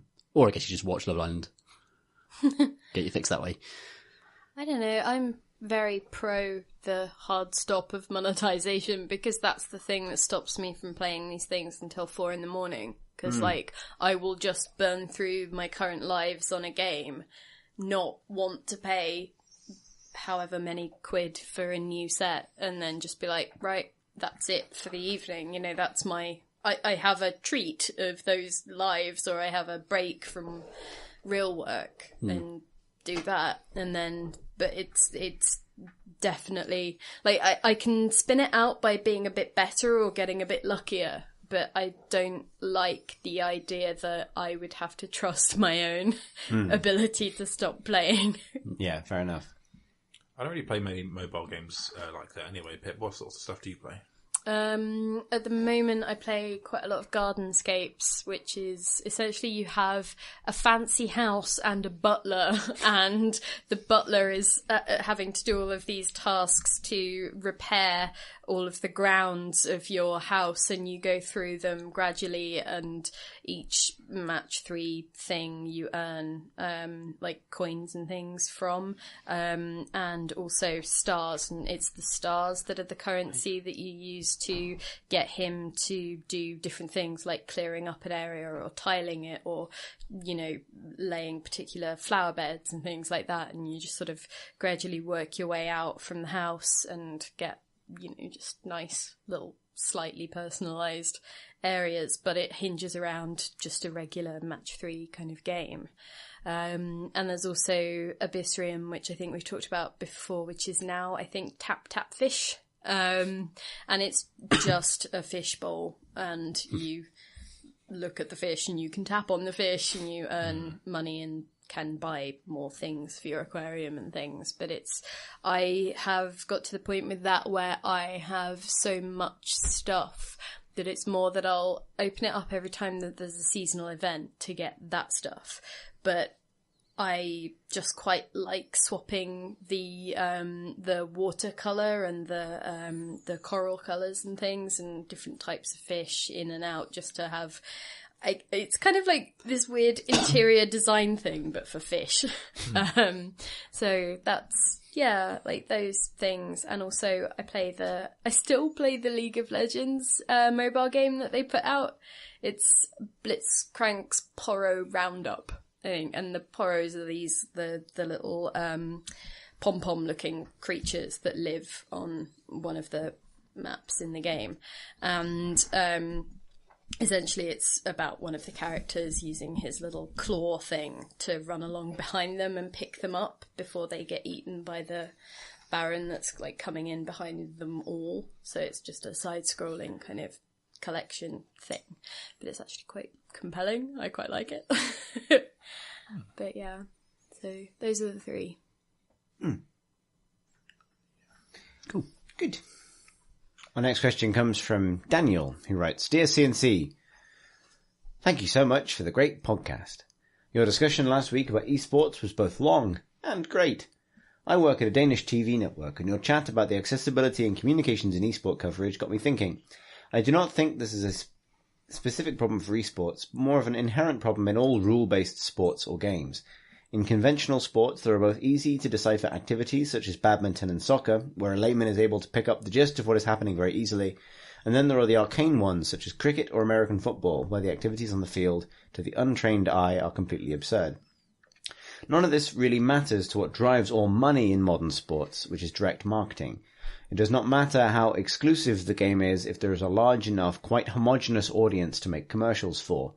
This is what has driven all money in sports in modern time, and I feel like esports is a great continuation of this, given that the audience are all indeed large and, unfortunately, extremely homogeneous. This is the perfect way to present ads that sell products, and as such, you should not really be worried. Esports will definitely grow. They have potential to be even more lucrative for ad agencies and the whole distribution network. As a side note, I really agree with Pip that the best way for a newcomer to enjoy esports is with knowledgeable friends on a couch, just as with physical sports. Sorry for the wall of text, and thank you once again for one of my favourite pods. Best regards, Daniel the Dane. Just thought that was a good point. Statement from statements. Yeah, I think I wasn't, when I was talking about it not growing, I wasn't really talking about, like, the targeted direct marketing stuff that hinges around demographics and finds that stuff useful. It was more that idea of people just throwing money at esports expecting a return without understanding quite what it was. Yeah, for sure. And like the fact that I get a lot of press releases that just sort of say, we're holding a $30,000 launch tournament for our multiplayer game. It's an esport now. And you're kind of like... That is the noise you make. That's why I'm not allowed in the office anymore. Just like a high-pitched noise. That's one of the reasons. Probably the last one. But no, it's a good point. And yeah, I agree. I think there's an element of... I don't think esports are in commercial danger, but I think a lot of their aspirations to... or attachment of importance to sort of widespread mainstream, get your mates involved acceptance is possibly misguided. I think it was probably me that did say on the last podcast that maybe this is the reason that esports would never be a big thing. And I fully accept that's probably a stupid thing to say, said by an idiot. Good night. That's the end. That's Chris's last comment on the pod. He's leaving now. No. Next thing comes from Tom, a nice man who I've met on several occasions and played board games with. Tom Francis? No, Okay. a different Tom. Interesting. Not Tom Senior. He's there. We know many Toms. We know a lot of Toms. That's true. He writes, I just walked down a street and the numbers were 64k, 128k, 256k, 512k, and 1 megabyte. It was like walking down memory lane. ... No love for dad? That's the best bit of that email. No love for dad. Nice. Well, yes, Good love for joke. dad. It's good enough to read out. That's the thing that makes this a question. Very good. More jokes, please. Jokes from jokes. Yes, send us more jokes. Definitely do that. Kingsley writes, Dear decadent PC gaming bourgeoisie and oppressed console gaming underclass, I've recently been having to spend quite a lot of time away from home for work, and so not wanting to have no way of gaming in the evenings, I bought a PS4. And frankly, I'd like some credit there for reading that entire sentence without hiccup. Credit granted. Thanks, Tom. What will you spend your credit on? I don't think it's that kind of credit. Okay, fine. Ray of Light by Madonna. Thanks, Sam. Nice. I don't know what I would do without either of you. Is that what you'd buy? I was just thinking if I had £5, then I'd probably try and buy a kind of banger of a 90s pop album. Nice. And that is a great album. Yeah, I was in an argument the other day with my girlfriend about what is the best Madonna album, and that was my suggestion. Oh, really? Yeah. Interesting. It's a bit, yeah. But, anyway. The rest of the question, Chris. I believe the question was, what is the best Madonna album? As a group of PC gamers who are also in play on PlayStation, I wondered if there were any games you'd recommend my trying out during my holiday in console land. I already have Bloodborne and The Last of Us, so I was hoping you could point me in the way of some smaller games that might not yet have made their way over to the PC. Holiday was a Madonna Thanks for reading, song. everybody. And also, what's the best Madonna album? Kingsley. I'm just going to say Holiday was a Madonna song. It was, yeah. So he says smaller games, I realise now. Yeah. And I was thinking along the lines of Uncharted 4, which is very good. But Or indeed the Uncharted collection, Yes. which is also very good. The whole series is great fun. And then, of course, if you like Bloodborne, Nioh, which is by Team Ninja, I want to say. Is it? I think Yeah. maybe yes. Yeah. I think it is, Okay. yeah. Yeah. Not Ninja Theory, though. That's right. DMC Yeah, guys. that's what I always get mixed up with. Yes. But in terms of smaller games, not many of them tend to stay on PS4. Like everybody's gone to the Rapture. Yeah, They've come to or PC first. Well, no, it was actually that was the exclusivity deal for that, wasn't it? And I think Galaxy might have had something like that. Yeah. But yeah, smaller games, PC is amazing. Like that's where they live. Yeah, I mean, this is specifically from someone saying they could have access to the PC. Yeah. Well, I'd recommend Yakuza 0 as well. It's not a small game. It's like you're going to get a lot of hours out of it, but it feels like more of a, just a zany, it's quite an indie spirit to Yakuza. It's kind of odd. Yeah. There's like a lot of the best indie games on PS4 are also on PC, but that means that it is a good opportunity to catch up on things if you didn't play them on PC, like Titan Souls or Hyperlight Drifter or Edith Finch, or Everyone's Gone to the Rapture or... Where's the PlayStation 4 at in terms of... In the living room. Backwards compatibility. Well, isn't there one like up here? Yeah, there's one in here as well. Anyway, isn't like what is it like on that front? Like, could you play something like Katamari or something, or is that not limited? pretty bad for that. It's PS Now is what you're going to use there, isn't it? Which is kind of a stream, lets you stream old games. But I'm not sure its catalogue is that broad. I think they're slowly adding to it. If you're travelling as well, it relies on a good internet connection, which you might not have. Yeah. But because the PS2 had some amazing games, so did PS3. So if there is that, it might be well worth like going back through some older kind of classics and cherry picking. yeah, a slightly weirder choice, which I think is on PS4 as well, is Rockstar's The Warriors adaptation, which I believe is on PS4 as well. But like, that's a really good sort of like beat 'em up that expands the universe of that film in quite successful ways. Really, yeah, good fun. Not on PC. Awesome. Good suggestions. Our next, next question comes from Grizzly, who writes, I have a recommendation for the second and last Sam in the question round of the last podcast, if I may. I just need to take a small drink because my voice is going. Audio gold. Sam, I heartily encourage you to try anything made by Inkle as a mobile game, Sorcery in 80 Days, for example, as they are choose-your-own-adventure books with very short sequences that nonetheless come to a cohesive whole. I found them to be far more effective than, say, Bejeweled in driving away the feeling of emptiness that comes from commuting in an empty bus. It's available on iOS, Android, and PC. Cool Ghosts is a video in 80 days. And if I'm allowed to plug Cool Ghosts as another good way to stay up to date with things, what happen in games via the medium of video. I would also like to retract my earlier grudge regarding Battlefield and players not using the support functions every class gets by default. Battlefield 1 in particular has been doing more and more to highlight support players and squads of people who work well together, which to me, as someone whose solution to any problem is to throw a medkit at it, is a lovely feat. This deserves praise rather than a grumpy grudge. Kind regards, Grizzly.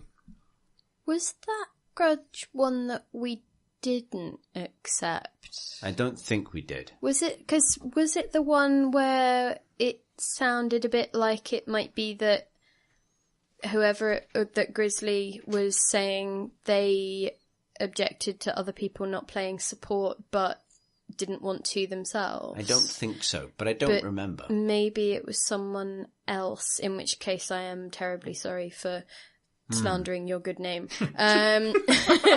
So you should be. Well, I mean, it's as well to cover your bases. But yes, okay, no, that sounds good. Anything that highlights supports is good, and maybe this is now my time to join Battlefield. Also a good suggestion, re 80 Days and the other one. Yes, I'm not sure if this came up, but like Reigns is very good mobile story-based game. Sort of Tinder meets Crusader Kings, wasn't it? That they tried to market it as. It sort of is, because it's like you swipe, don't you, for each decision? Yes, then you kind of like play successive generations, which I guess is very CK2. But like, it's the writing is very fun, and you could run through like an entire lifetime of a king in about 10 minutes, maybe less, maybe even like 5. Depending on how badly you play. It's a solid time to king. Yes, but I've played that more than any mobile game. I really strongly recommend that. Oh, good suggestion, Sam. Our next question comes from Stephen, who writes, Dear crops of crab apples, I've never played a fighting game in my life, but recently I was in the mood to play something outside of my usual RPG/FPS comfort zone and ended up purchasing Tekken 7. I'm enjoying the single-player elements, but I'd also like to try the multiplayer and see if I can make some inroads in the colossal fighting game community. What stories do you have about getting into a genre you never tried before? Also, do you have any handy tips for fighting game noobs? Much appreciated, Stephen. On the fighting game noobs thing, like there's it seems to be quite a good trend of like solid single player options in fighting games now. So if you are bad at competitive fighting games like I am, you can enjoy the likes of Injustice, Gods Among Us on PC, which has a very silly Batman fight Superman story mode. Aquaman is there, and he's brought crabs. Yes. Every cutscene is basically your mum, and then a showdown between two associated characters in very contrived circumstances. But it's lightly enjoyable. And then yes, there are some crabs. So yeah. I think if you're put off by the competitive side of things, you can always pick up some cheap fighting games with good single player options. Yeah, those NetherRealm beat 'em ups are all good. Mortal Kombat's supposed to be alright. Yeah, if you don't mind the horrendous violence, which I enjoy. Yeah, I find it a little bit gross personally. It is quite gross actually. I wonder whether watching something like Evo is quite sort of This was a very good Evo.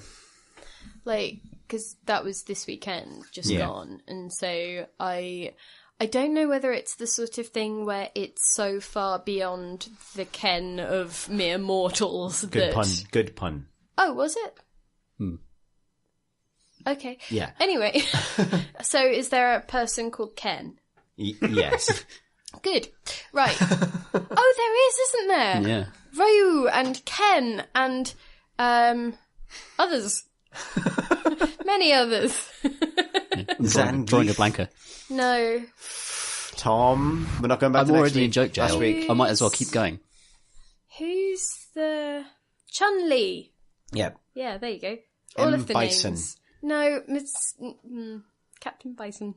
Captain Bison. Whatever. Yeah. M. Bison. Major Bison. Monsieur Bison. Monsieur le Bison.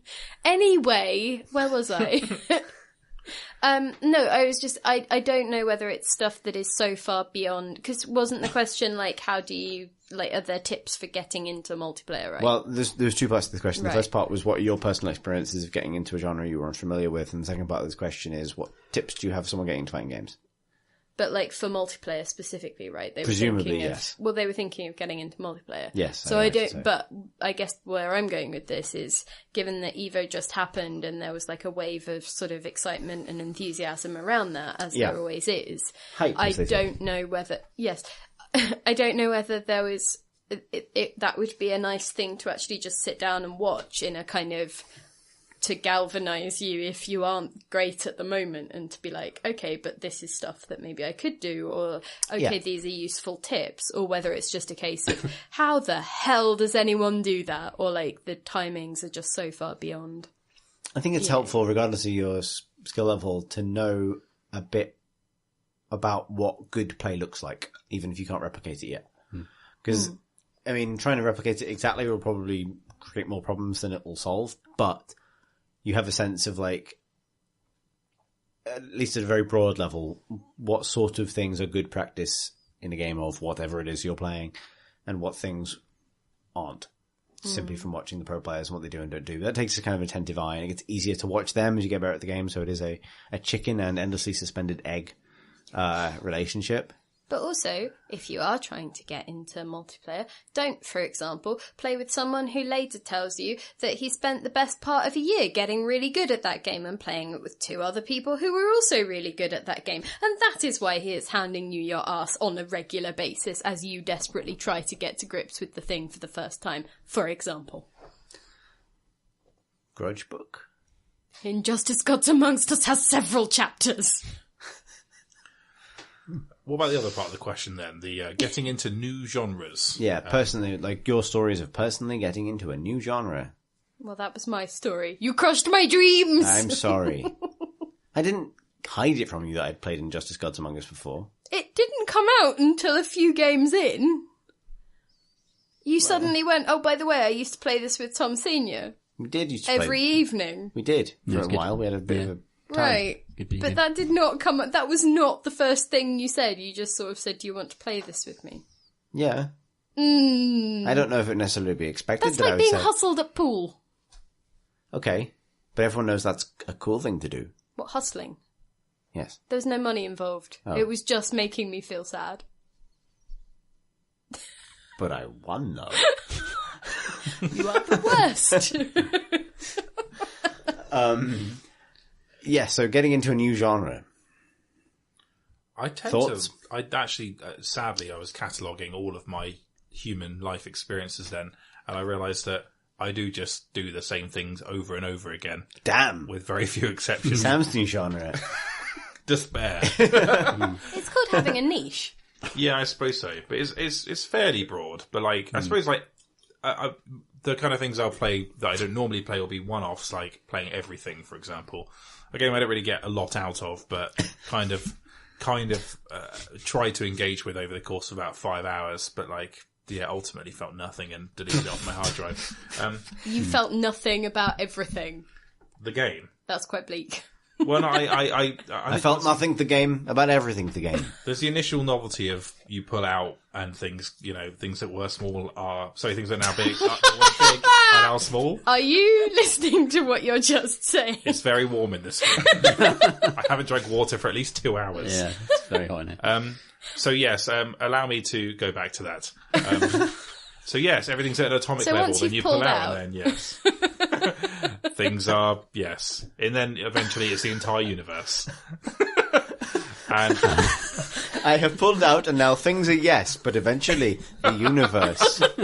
The Sam Roberts story. I'll go back Wow. to on PC Gamer we did a feature where Chris tried to teach us Dota 2 in order. that was the worst experience ever. Well, I had a great time. Pip was on the RPS team, and obviously we were on PCG, and Yes. I think it made most people incredibly sad. It was kind of like that Simpsons episode where Mr. Burns hires all the ringers to play softball. We were on the other team. Yeah, pretty If much. it helps, Alec was very sad at the end of that game. That does help. He was upset that Chris kept killing him, I believe. His Job tears well were done. all we had left. So that was in many ways the ideal entry point. That was like the fucking Breakfast Club. Like no one wanted to be there, and but only the difference was we lost, and no one learnt anything. The teacher won. Did they ever have breakfast at the Breakfast Club? It's predominantly about. It's on so- Netflix now. We can investigate that and report I back. don't think they do, I don't think anyone has breakfast. The consumer rights investigation from RPS there.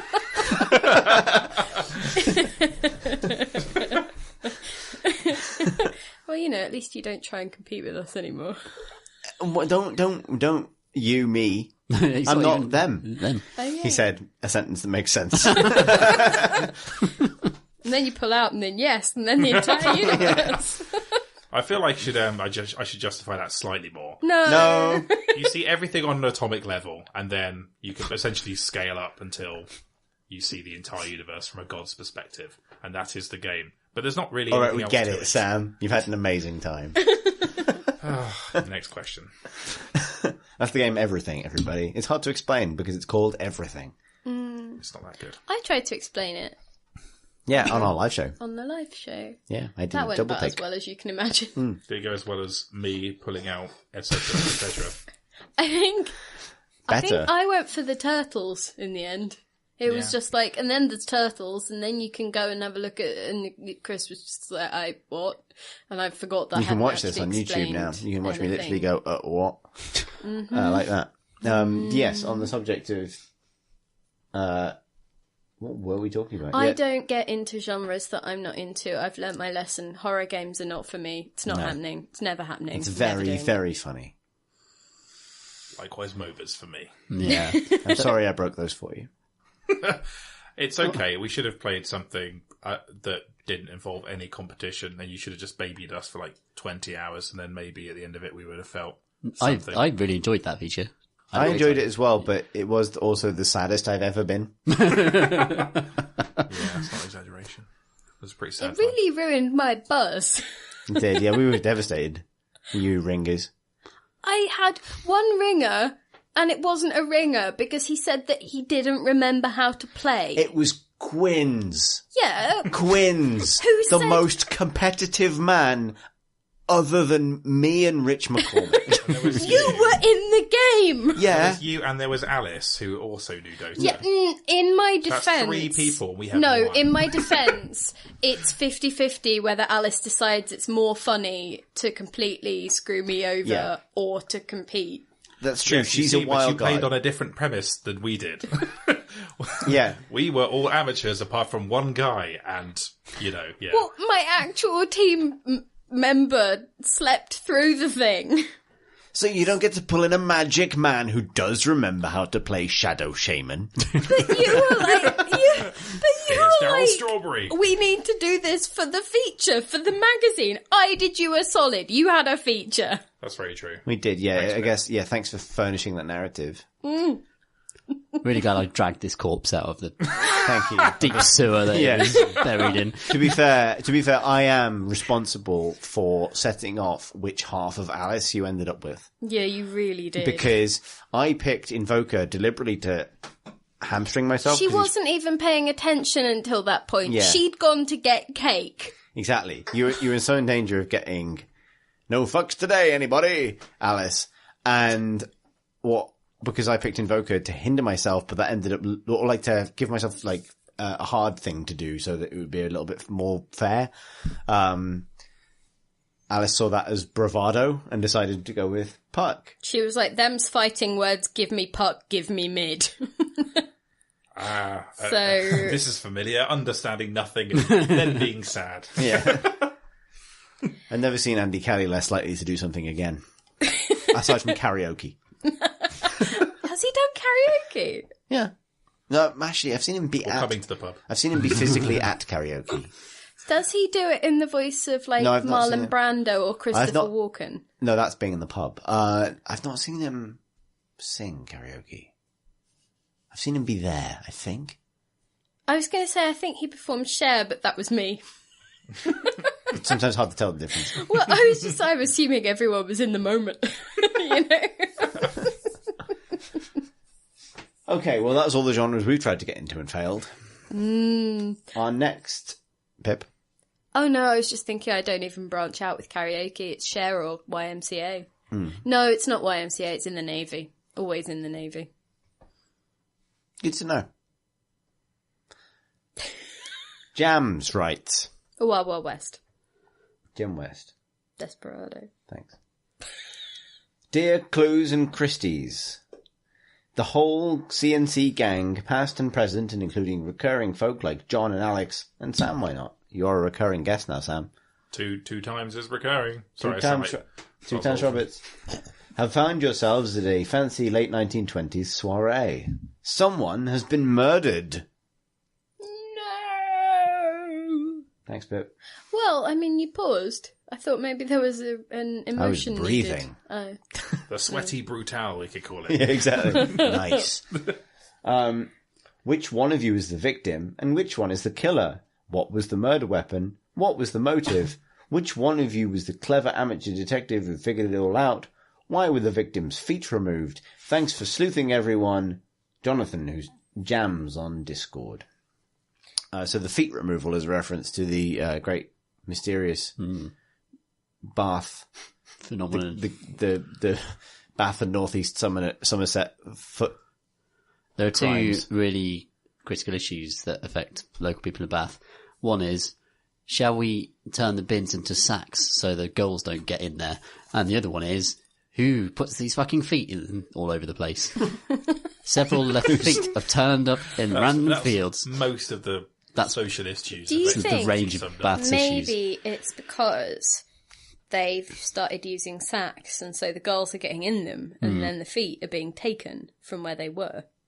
The It feet. doesn't explain where the feet came from, though. In terms It of, doesn't. No one has reported any missing feet. That is the crucial aspect of this crime. And you'd think that at least two people would have. Yeah. Yeah. didn't it turn out that it was like medical students and it was a gag or something? Did it? Was there an answer to I that? might have dreamt that actually. Yeah. That's not correct. I retract that immediately. Either way, the game's afoot. Oh god. Oh god. We're at the yard now. So I think Chris would be the killer in that situation. I think I might be dead, actually. Oh really? Well, hang on. If we didn't you people decide that perhaps Marsh was the foot killer? Yes, we did. Only because there was a sort of eerie overlap between the end of the foot. But there was another foot after he left. But he could have shipped that in. That's what threw us off the scent. So, hang on. So, Marsh is the killer then? Yes, Right. absolutely. Fine. Probably. There's a PS here that says, and how would we force Graham to say the word murder? Put him in charge of the investigation. That's one way of doing it. That's I think how you'd be Cracker I think works. you'd be the plucky detective, Pip. Would I? Yeah. the Miss Marple of this I let enterprise. Miss Marple down we talked about this, didn't we? I played Spirit AI stuff to write a feature on that the same afternoon that you did. Yeah. And we compared notes as to the murder investigation that we went through with the AI robot potential murderer. And I had not arrived at a satisfactory conclusion or solved the murder, even though I did it 3 times. And I'd do it again. Neither did I, to be fair. I just got slightly closer to knowing the circumstances around the killing. I had a lot of circumstantial evidence, but I don't think that was helpful to anybody, and the robot got sad when I explained this to her. I moved closer to the robot to intimidate the robot, but the robot was scared, so I moved back again. It's like if a detective trial was described in very basic programming language or something. I think surely Tom Francis would solve it. He'd either do a perfect crime or solve the perfect crime. Oh, maybe he'd be He's got the mind for it, I think. Would it be that he was maybe he'd be the detective and the murderer? Oh, that'd be interesting. Covering his own tracks. And the rest of us could just enjoy the party. And the victim. Indigo, Fahrenheit, Pearl, David Cage. Yeah, the scene at the start of that game. Yeah, where you're both things. Indigo Prophecy. / Fahrenheit. / Fahrenheit. Yeah, where you are in a bathroom and a man is dead and you have to cover it up, but you also play the cop investigating the bathroom. Yeah. It's a really incredibly inventive scene that is undermined by everything that follows Yeah. in that game. But luckily you can just stop playing after that, you know. So it's like you enter the David Cage and then it's fine. This is the worst place. 2 bad names for one game as well. Fahrenheit and Indigo Prophecy. Yeah. Celsius by David Cage. Rubbish. Kelvin. Rubbish. Well, yeah. What was the question? Soiree, Murderers. Oh, yeah. Roles in it. So Tom Francis is all of them, probably. Yeah. He faked And his Chris own is death, dead. and he's the butler, and he planned it, and he did it, Yeah. and also he's dead. no one else is at the party. I'm having a nice time. I'm just out, you know, in my fancy drapes, shawl. Talking to people about Things. eggs and hummingbirds. Yeah, I'd be one of those people who'd probably be written off as flighty, you know? Honestly, we had so many of these parties, and every time I check the cupboard, all of the laudanum is gone. Pip's vanished with it. Well, you know, I'd just be, you know, like one of those people who are written off as slightly odd, eccentric women doomed to be forever aunts to people's children. But it's like, but I'm having a great time, it's fine. But it's explicitly a party that attended by your friends. Would we all think that about you? Like, Absolutely. Have you ever watched Poirot? It's like the waves. There's a lot of kind of ironic, no one's really friends. No. Because everyone keeps getting murdered. I mean, I don't really know. I think I would probably just die of TB like halfway through the party. It was the 20s. Exactly. Would you be the second murder that turned out not to be a murder? Yeah, I'd have just fallen off something. Yeah, okay, sure. Or not been able to handle my absinthe or whatever it is we were up to. Sure, fine, good. What about you, Tom? What do you want to do at this party? I'll be the blurry out of focus guy who's raiding the port 24/7. Sam? Trying to make jokes, and about half of them go down well. Oh, but He's such a card. Wait, We don't know what card I it can is. imagine you in an ambassador's sash. Oh yeah. Yes. Yeah, Okay. That you'd be the seems garish, visiting but, you know. dignitary. From what institution? No, that's up Okay. to you. Okay.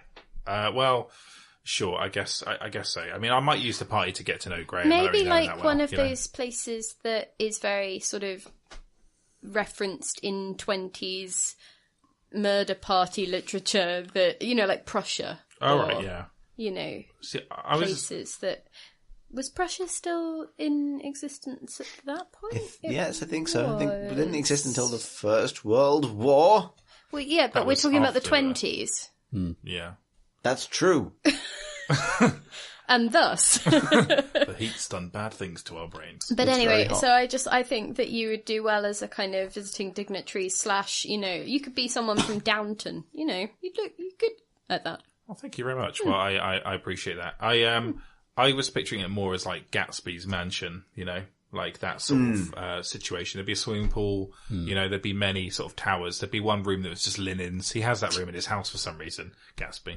I don't know why, just so he could throw it Didn't at Aaron Daisy. Spelling have like a wrapping room, like for wrapping paper? Only you would know that, Pip. Did he? My question to you is, did Aaron Spelling have that room? Obviously. Like it's like the future's just an egg that recedes ever slightly ahead of us, never moving forwards or backwards. Oh, I would want to be the Maggie West egg, Smith West character. egg moving over. That's very good, actually.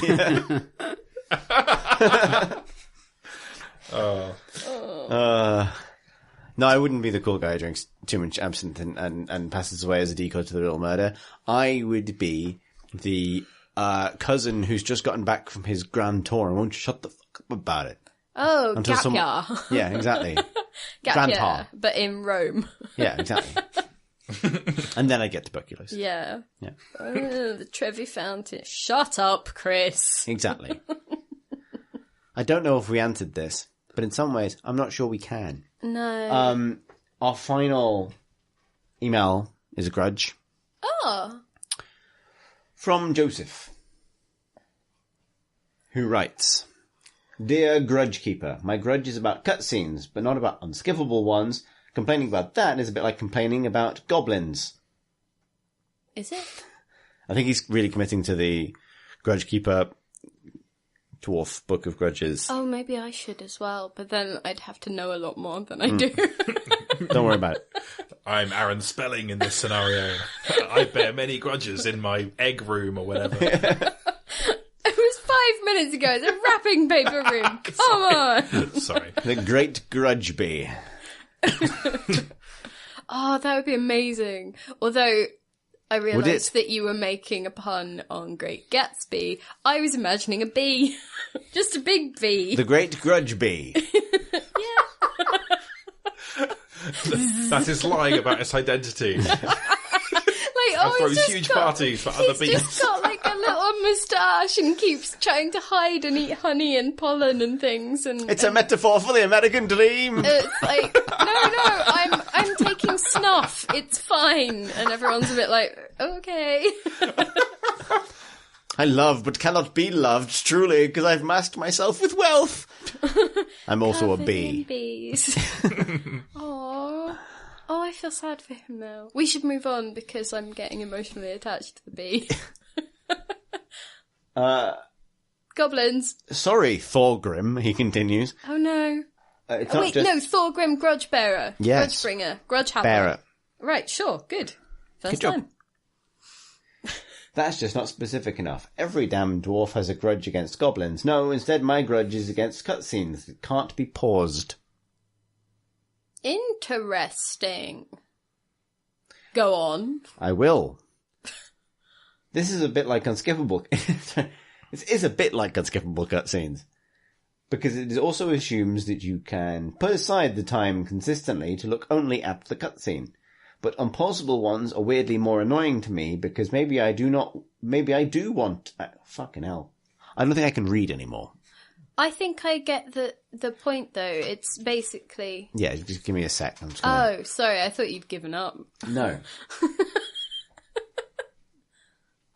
Unpausable ones are weirdly more annoying to me because maybe I do want to actually watch it, but someone has come into the room and it's rude to ignore them, so now my attention is torn, and I could just pause it like any other non-live video source, but nope, it will keep running, either distracting me or being ignored. I think that's reasonable. And that is a hell of a sentence.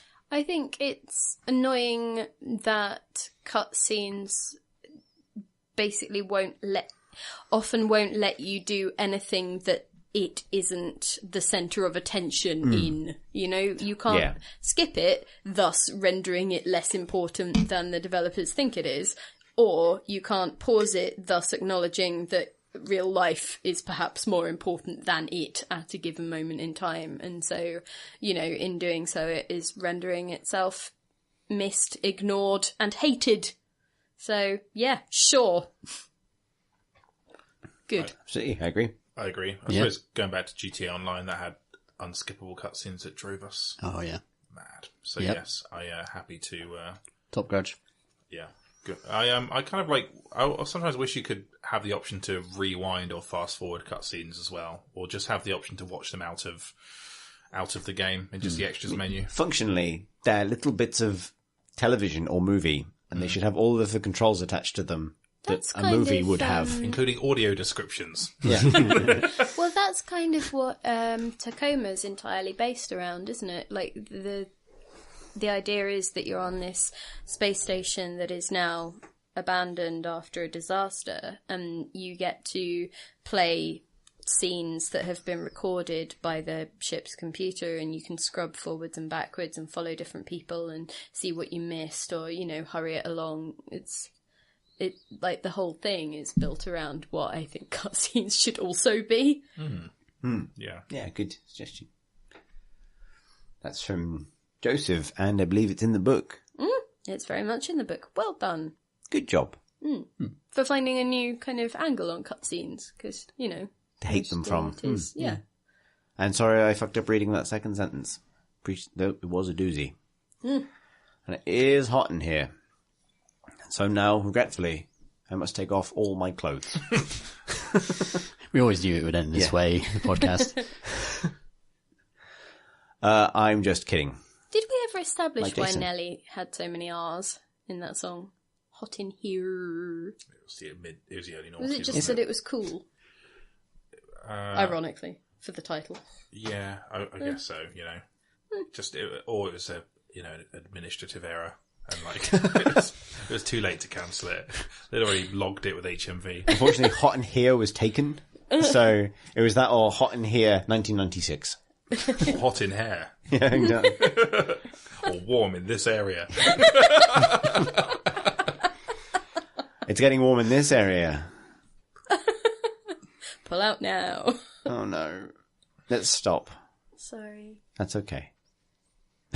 If you'd like to send us a question, grudge, statement, or joke for a future episode of the Crate and Crowbar, you can do so by emailing us at questions@crateandcrowbar.com. You can also tweet us at Crate and Crowbar. You can hang out with our community on Discord, on our Discord channel, the link for which is on our website at crateandcrowbar.com. You could I was doing so well. You could subscribe to our YouTube channel at youtube.com/Crate and Crowbar. As ever, your reviews and likes and favs and ratings and subscribes, and particularly iTunes reviews, click them star buttons, press the button when it says you want to rate this, say 5 yes, stars. why not, what have you got to lose? 5 stars, that's the correct one, thanks Pip. All of those things definitely help, not sure how, but they do. If you'd like to definitely help in a way that's a lot more tangible than any of the things I just said, a moth. Anyway. Yeah, if you'd like to, you can back us on Patreon, patreon.com/Crate and Crowbar. Thank you very much to our Patreon subscribers, donators. Stop looking at the Donors. moth. It's a big moth. Yes, but... Dib. Your support for the pod allows us to do the pod to the standard that we manage. And also, a number